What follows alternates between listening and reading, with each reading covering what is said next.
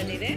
ಇಲ್ಲೆಲ್ಲ ಎಡ್ಜಸ್ಸಲ್ಲೆಲ್ಲ first zigzag ಮಾಡ್ಕೋಬೇಕು. ಯಾಕೆ ಅಂದರೆ ಇದು ತುಂಬ ಒಂಥರ ಸಾಫ್ಟ್ ಆಗಿರೋ ಬಟ್ಟೆ ಮತ್ತು ಪಾಲಿಯೆಸ್ಟರ್ ಆಗಿರೋದ್ರಿಂದ ಎಲ್ಲ ದರ ಬಂದ್ಬಿಡುತ್ತೆ. ಅದಕ್ಕೆ ಎಲ್ಲ ಕಡೆನೂ ಜಿಗ್ಜ್ಯಾಗ್ ಮಾಡ್ಕೋಬೇಕು.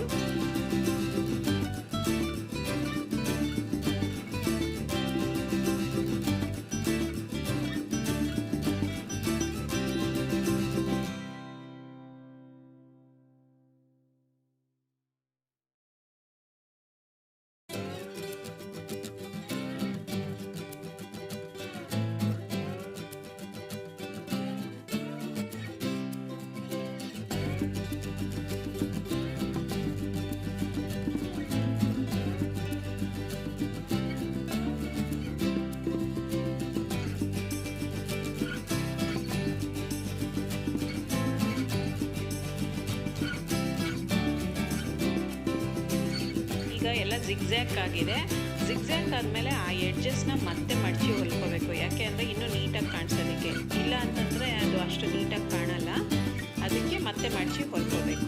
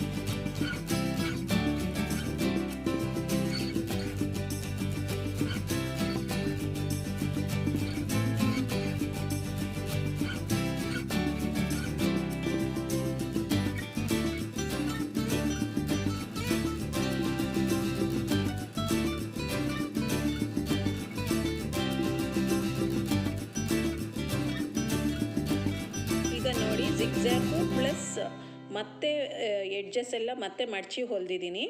ಆಮೇಲೆ ಸೈಡಲ್ಲಿ ಇವಾಗ ನಮ್ಮ ಸೈಡಲ್ಲಿ ಎಲ್ಲಿ ಜಾಯಿನ್ ಮಾಡಬೇಕಲ್ವಾ, ಅಲ್ಲಿ ಒಂದು 1/4 ಇಂಚ್ ಅಷ್ಟೊತ್ತಿಗೆ ಸ್ಟಿಚ್ ಹಾಕ್ಕೋಬೇಕು. ಅದು ಏನು ಕರೆಕ್ಟ್ ಸೈಡೇ ಸ್ಟಿಚ್ ಹಾಕ್ಕೋಬೇಕು. ಇದನ್ನು ನಾವು ಮತ್ತೆ ಉಲ್ಟಾ ಮಾಡಿ ಇನ್ನೊಂದು ಸ್ಟಿಚ್ ಹಾಕ್ತೀವಿ, ಯಾಕಂದರೆ ಅದು ಕಾಣಿಸ್ಬಾರ್ದು ಸ್ಟಿಚ್ಚಿಂಗು ಅಂತ.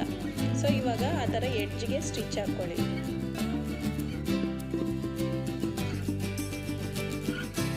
ಕೆಳಗಡೆ ಸೈಡು ಅಟ್ಯಾಚ್ ಇರೋದ್ರಿಂದ ನಾನೇನು ಸ್ಟಿಚಿಂಗ್ ಮಾಡ್ತಾ ಇಲ್ಲ ಕೆಳಗಡೆ ಸೈಡು.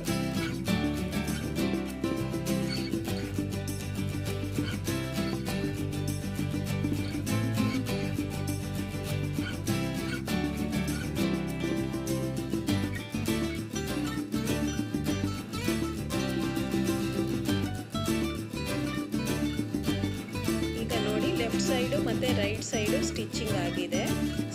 ಸ್ಟಿಚಿಂಗ್ ಆದಮೇಲೆ ಈಗ ಉಲ್ಟಾ ತೆಗಿಬೇಕು. ಉಲ್ಟಾ ತೆಗೆದುಬಿಟ್ಟು ಅದನ್ನು ಮತ್ತೆ 1 ಇಂಚ್ವರೆಗೂ ಅಥವಾ 3/4 ಇಂಚ್ವರೆಗೂ ಸ್ಟಿಚ್ ಹಾಕಬೇಕು. ಹಿಂದ್ಗಡೆ ಹಾಕಿರೋ ಸ್ಟಿಚ್ ಕಾಣಿಸ್ಬಾರ್ದು ಅಂತ ಆ ಥರ ಮತ್ತೆ ಹೊಲಿಬೇಕು.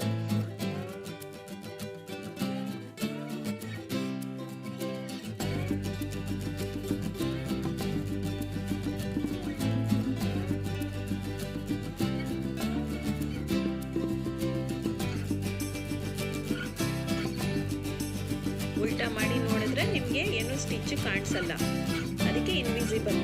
ಅದಕ್ಕೋಸ್ಕರನೇ ಮಾಡಿದ್ದು ಈ ಥರ ಪ್ರೊಸೀಜರ್. ಈಗ ನೋಡಿ ಫ್ರೆಂಡ್ಸ್, ಬ್ಯಾಗ್ ರೆಡಿ ಆಗಿದೆ. ಇದನ್ನು ನೀವು ಮನೆಯಲ್ಲೇ ಈಸಿಯಾಗಿ ಎಷ್ಟು ಈಸಿಯಾಗಿ ಹೊಲ್ಕೋಬೋದು ಅಂತ ನೋಡಿದ್ರಲ್ವಾ? ನೀವು ಕೂಡ ಟ್ರೈ ಮಾಡಿ ಮತ್ತು ಕಮೆಂಟ್ಸಲ್ಲಿ ತಿಳಿಸಿ ಇದು ನಿಮ್ಗೆ ಇಷ್ಟ ಆಗಿದೆಯಾ ಅಂತ. ಈ ವಿಡಿಯೋ ನಿಮ್ಗೆ ಇಷ್ಟ ಆಗಿದ್ದರೆ please like, share and subscribe to my channel. Bye.